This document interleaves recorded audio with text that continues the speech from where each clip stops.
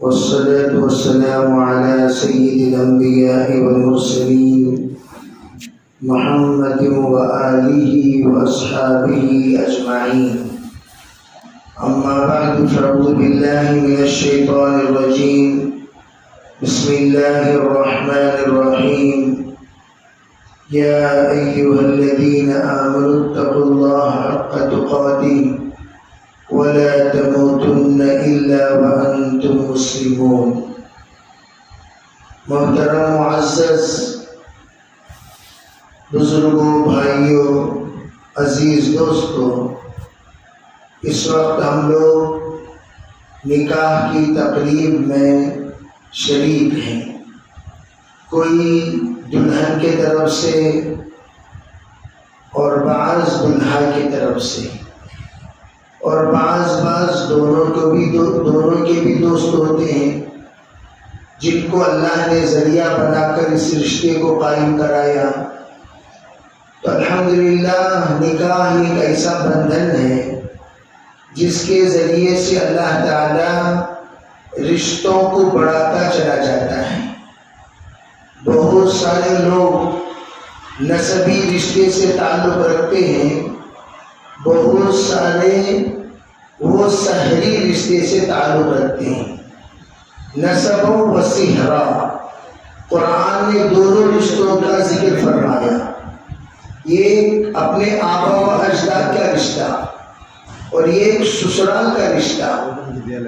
حضرت جناب محمد رسول اللہ صلی اللہ علیہ وسلم کو جب آبا و اجداد والے ساتھ نہیں دیے تو ان کے ننیال والے یعنی ان کے والد صاحب کے سسرال والے، جو ان کے ننیال والے یعنی مدینہ منورہ والے، حضرت نبی علیہ السلام کو ساتھ دیے. اللہ نے نسبی رشتے سے وہ کام نہیں لیا جو کام سسرالی رشتے سے اللہ نے لے لیا. تو اس سے یہ بات معلوم ہوئی کہ رشتے کے اعتبار سے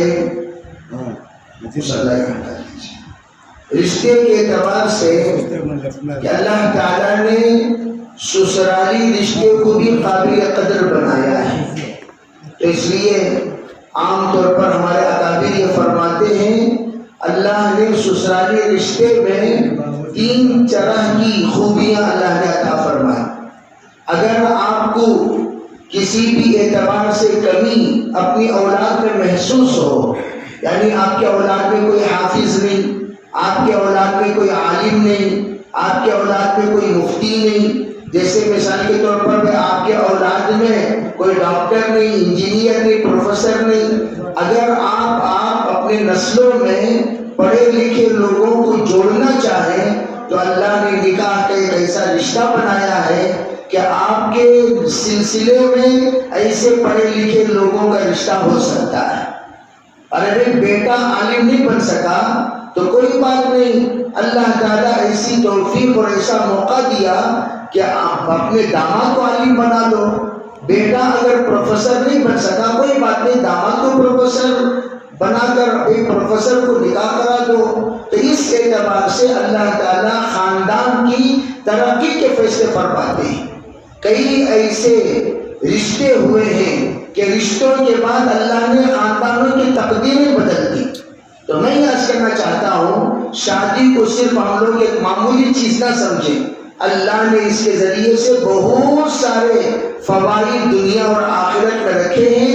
اس لیے جناب رسول اللہ صلی اللہ علیہ وسلم لڑکیوں سے متعلق جو فرمایا وہ یہ کہ ایسے خاندان میں نکاح کیا کرو جس خاندان میں اولاد زیادہ ہو. تزوج الودود الولود فإنی مقاتل بکم الامم. جیسے ماشاءاللہ ہم دیکھتے ہیں ہمارے خاندانوں میں پچھلے زمانے کی جو خواتین گزری ہیں، کثیر اولاد والی خواتین گزری ہیں. اللہ نے ان کے ذریعے سے ماشاءاللہ تعداد کو بڑھاتا چلا گیا. ایک خاندان کو ہم نے دیکھا 72 بچے، بھئی 2-3 گھرانے سے 72 بچے. حضرت مولانا اشرف علی تھانوی رحمۃ اللہ علیہ اس بات کو ذکر کرتے ہیں کہ حضرت نبی اکرم صلی اللہ علیہ وسلم کا یہ کہنے کا منشا کیا تھا؟ کہ آپ کا کہنے کا منشا یہ ہے اس وقت امت مسلمہ کی تعداد مختصر ہے، جس وقت آپ اولاد کو جنم دیتے رہو گے اللہ تعالیٰ اس کے ذریعے سے امت مسلمہ کی تعداد کو بڑھائے گا، اور قیامت کے دن نبی علیہ السلام امت محمدیہ کی کثرت پر فخر کریں گے۔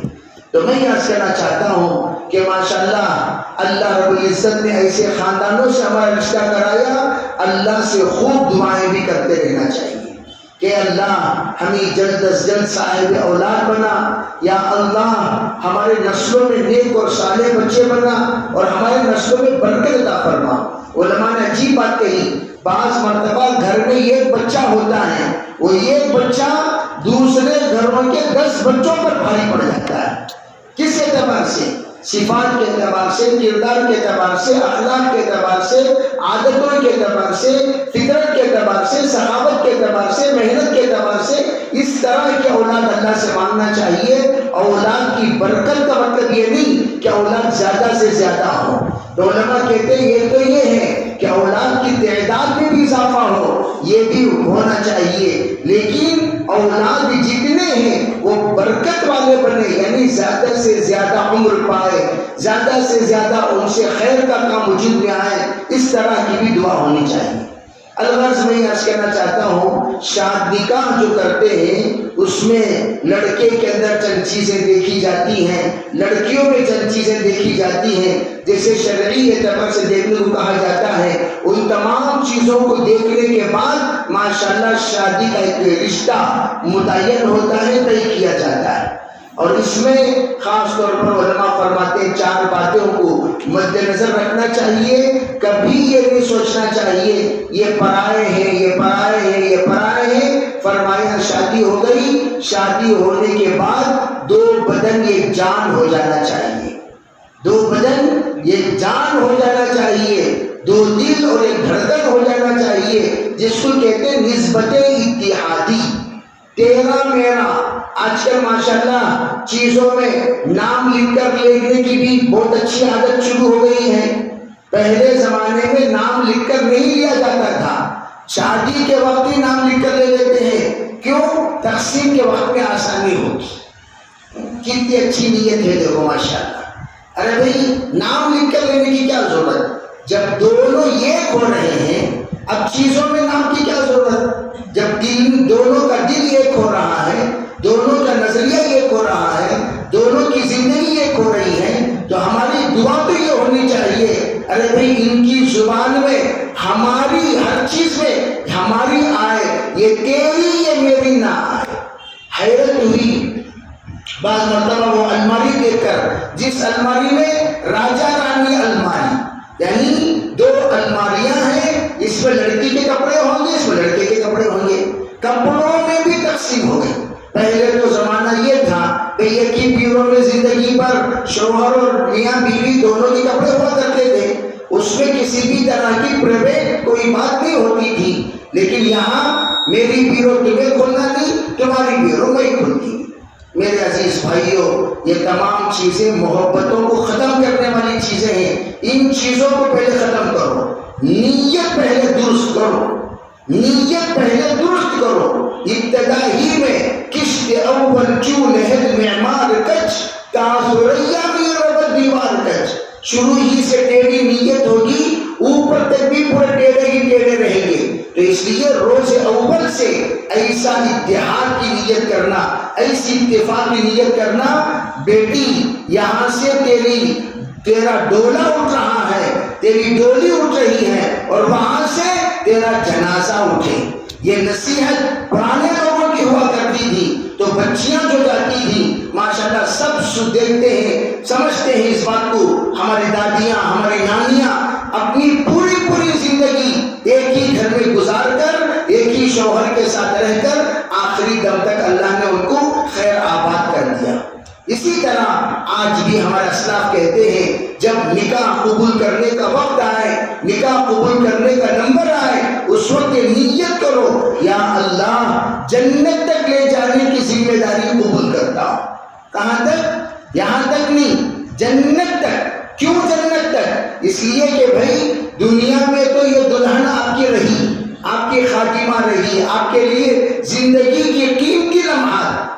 ہمارے جتنے بھی نوجوان بچے یہ بھی سمجھتے ہیں اس بات کو، 20 سال تک ایک خاتون کی جوانی رہتی ہے، پھر اس کے بعد اس کی جوانی ڈھلنا شروع ہو جاتی ہے، کمزوری آنا شروع ہو جاتی ہے، اور بعض مرتبہ ہم لوگ اس کی کمزوری کو کوسنا شروع کر دیتے ہیں۔ نہیں میرے عزیز بھائیوں، اس وقت جس اللہ کے رسول علیہ السلام نے فرمایا کہ جس وقت آپ کے بیگمات کمزور ہو جائیں، ایسے موقع پر ان کی خوبیوں کو یاد کیا کرو، ان کی اچھائیوں کو یاد کیا کرو، اور اچھائیوں کو یاد کر کے ان کے احسانات کو یاد کرو اور ان کے ساتھ حسن سلوک کا معاملہ کرو۔ تو ہمارا اسی طریقے سے فرمایا کہ جب نمبر آئے قبولیت کا کہ اللہ جنت تک لے جانے کی ذمہ داری قبول کرتا ہوں، آخری دم تک میں ان کا ساتھ رہوں گی اور رہوں گا، اس طریقے سے میاں بیوی دونوں نیت کرنی چاہیے۔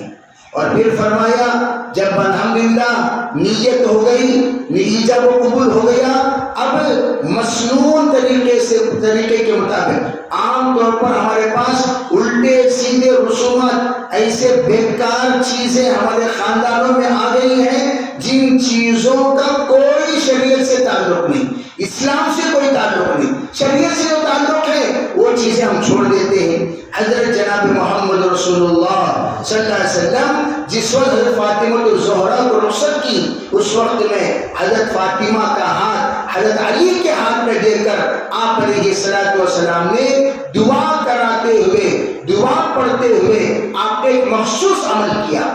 آپ نے فرمایا بیٹی جاؤ، جا کر ایک پیالے میں پانی لے آؤ، پانی لے کر آئیں۔ آنے کے بعد آپ نے دعا پڑھی، دعا پڑھ کر آپ نے پانی میں ہاتھ ڈال کر ان کے سینے میں، ان کے پیشانی پر، ان کے پیٹھ پر آپ نے چھینٹے مارا، پھر آپ نے پناہ مانگی شیطانی مردود سے، حضرت علی رضی اللہ تعالیٰ عنہ کے سینے پر اور آپ کے پیٹھ پر چھینٹے مارا، اور آپ نے رخصتی کے وقت میں دعا مانگ کر آپ نے رخصت فرمایا۔ اور پھر یہ کہا دلہا کو جس وقت دلہن پر پہلی نظر پڑے اس وقت میں آپ کو باوضو ہونا چاہیے، اور باوضو ہو کر دلہن کے پاس جانا چاہیے۔ جس وقت آپ کے چہرے کی طرف اندر داخل ہوتے وقت سلام پر السلام علیکم ورحمۃ اللہ آپ کہیں گے تو آپ کے سلام میں مودت ہو، رحمت ہو، پیار ہو، استقبال ہو، اس طرح کا ہمارا سلام ہونا چاہیے۔ ایسا نہیں کہ سلام اتنا دھماکے دار ہوا کہ دلہن ڈر گئی، سلام کے وقت میں آپ اتنا گرجدار آواز میں سلام کیا کہ دلہن بہک گئی۔ ارے بھائی اس طریقے سے چمک جانے کے والا سلام، چمکانے والا سلام نہیں کرنا چاہیے، بلکہ ایسا سلام کرو کہ آپ کے سلام سے الفت پیدا ہو جائے، محبت پیدا ہو جائے، تعلق پیدا ہو جائے، جگہ پیدا ہو جائے، اس طریقے کا سلام ہونا چاہیے۔ پھر کہا اگر دلہن ہمارے چہرے کے جانب نظر کرے، اس لیے کہ بھئی اچانک جب سلام کرتے تو بھئی نظر تو اٹھی جاتی ہے، اڑ گئی تو پھر ہمارا چہرہ حشاش و بشاش ہونا چاہیے، اسمائلنگ فیس ہونی چاہیے۔ آئینے کے سامنے کھڑے ہو کر پہلے مسکرا کے ایک بار مشق کر لینا چاہیے، ٹریننگ لینی چاہیے، کون سی میری مسکراہٹ میرے بیگم کو پسند آئے گی۔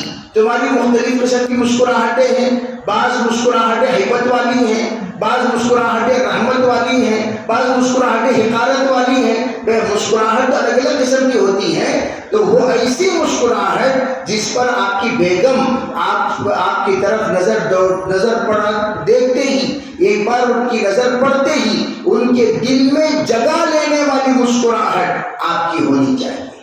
پھر اس کے بعد مصلی جس طریقے سے امام صاحب اور مؤذن صاحب کا مصلی آگے پیچھے ہے، ایسا مصلی بچھاؤ، پیچھے کے مصلی میں بیگم کو کھڑا کرو، سامنے کے مصلی میں دلہا کھڑے ہو جائے۔ دیکھو یہ آ کر پریکٹیکلی ہمارے بزرگوں کا ایک عمل ہے جس عمل کا فائدہ انہوں نے دیکھا۔ میں تو جب بھی یہ کہتا ہوں دیکھو پرانے نوجوان پورے کے پورے نکاح کے بعد کوئی 10 سال 20 سال 30 سال کا عرصہ گزرنے کے بعد وہ اپنی زندگی میں ایک بڑا تجربہ حاصل کیے ہیں۔ ان سے میں ہمیشہ دلہاؤں کو، نئے دلہاؤں کو کہتا ہوں پرانے نوشوں کو کہو حضرت ذرا نصیحت کرو، وہ اپنے زندگی کا 20 سالہ تجربے کا نچوڑ بیان کریں گے۔ تو اس میں ایک نچوڑ کیا کہ بھئی بیگم مطیع اور فرما بردار اگر رہی تو زندگی میں جنت والا آپ مزہ پائیں گے۔ اگر بیگم کے اندر کسی بھی اعتبار سے اگر کوئی الفت اور محبت نہ رہے اور اطاعت نہ رہے، پھر زندگی جہنم ہو جاتی ہے۔ اگر بیگم نہیں ماننے والی، باتیں نہیں سنتی، تو گھر کو جانے کو جی نہیں چاہتا۔ تو خیر میں عرض کر رہا ہوں، یہ جو 2 رکعت نماز ہے، پیچھے بیگم اقامت کرے، سامنے شوہر امامت کرے، 2 رکعت یا اللہ تابع اس امام کے میں پڑھتی ہوں، یا اللہ زندگی بھر ان کے تابع ہو کر زندگی گزارنے کی توفیق عطا فرما۔ یہ نیت کرے گی دلہن، اور دلہن کا نیت کرے گا یا اللہ 2 رکعت میں نماز پڑھ رہا ہوں صلاۃ الحاجت، یا اللہ اس دیواجی زندگی کے تمام خیر اور خوبیاں مجھے نصیب فرما، یہ نیت کر کے نماز پڑھے۔ اب 2 رکعت نماز جو سورہ آپ کو یاد ہے پڑھے، پھر اس کے بعد مصلی اٹھائیں، دلہن کے بازو بچھائیں اور کہیں بیگم میں دعا کرتا ہوں تم آمین کہو۔